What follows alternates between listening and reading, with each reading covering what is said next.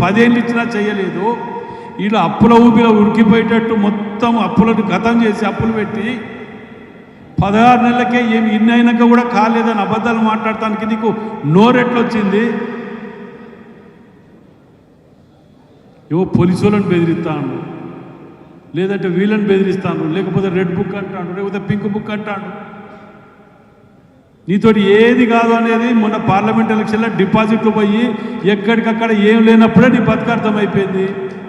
ఇక నీకు మిగిలిందా లేదంటే ఆ కాళేశ్వరం డబ్బులు,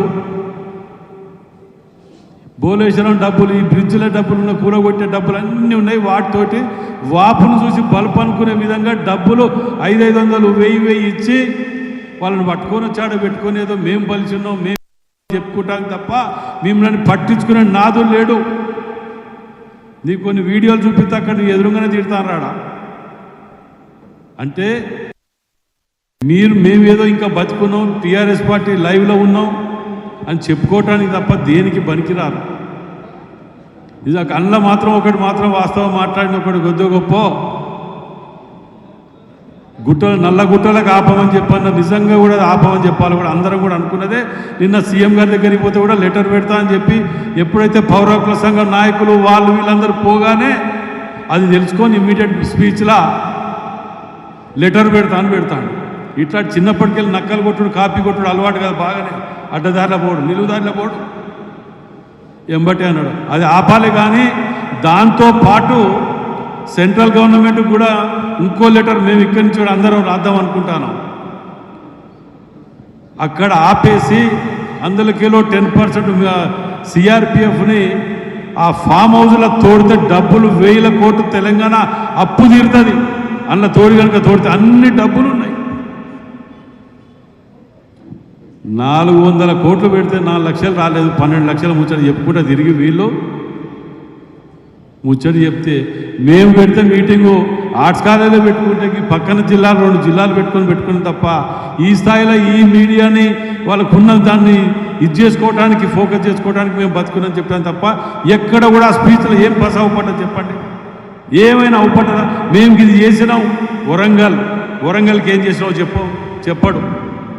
అందుకే ఊరవతల పోయి ఎలకతుర్తిలకు బార్డర్లో పెట్టి చెలో వరంగల్ అని పెట్టిండు. మొన్న కూడా చెప్పాను నేను. అంటే వీళ్ళకు ఎంతసేపు బతుకు లేదు, కాంగ్రెస్ని విమర్శించకపోతే వీరికి బతుకు లేదు. మీరు 10 ఏళ్లలో చేయలేదు, మేము 16 నెలల్లో చేస్తుంటే మీ కంటికి అవపడతలేదు అంటే ప్రజలు గమనిస్తలేరు అనుకున్న భ్రమలో ఉండి అసలు ఏమి ఆయనకు అంటే మరి సాయంత్రం పూట మాట్లాడింది కాబట్టి గుర్తురాక మాట్లాడినా తెలియలే. కానీ ఇచ్చిన స్కీమ్సే గుర్తులేవు ఆయనకు. ఆరోగ్యశ్రీ అంటే మేము పెట్టిందంటే కదా, ఫీజు రియంబర్స్మెంట్ మేము పెట్టింది కదా, ఇన్ఫర్మేషన్ యాక్ట్ మేము పెట్టింది కదా, పని ఆహార పథకం మేము పెట్టినాయి కదా.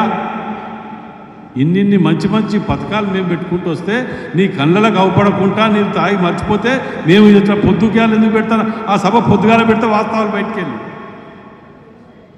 ఎటు కాకుండా సాయంత్రం పూట పెట్టేవాడికి ఏది లేదు. అసలే అలా విచిత్రం ఏంటంటే అలా జయశంకర్ రాజు గారి గురించి మాట్లాడతాను. ఒక్క ఫోటో ఎక్కడ నవ్వుపడ్డా అదే జయశంకర్ గారి ఫోటో. పెద్ద నాయకులు మాట్లాడింది, ఒక్క ఫోటో లేదు అయ్యా కొడుకులు తప్ప. మళ్ళా హరీష్ రావు గారు కూడా పెద్ద మాట్లాడి నీ ఫోటోలో నీకు అమ్మ చెప్పారు అయిపోయిందనేది ఇంకా తెలుస్తలేదు. మా వేదిక మీద ఇంతమంది మాట్లాడిస్తాం, ఎక్కడ వేదిక ఉన్నా ఓ 10 మందితో మాట్లాడిస్తాం మేము.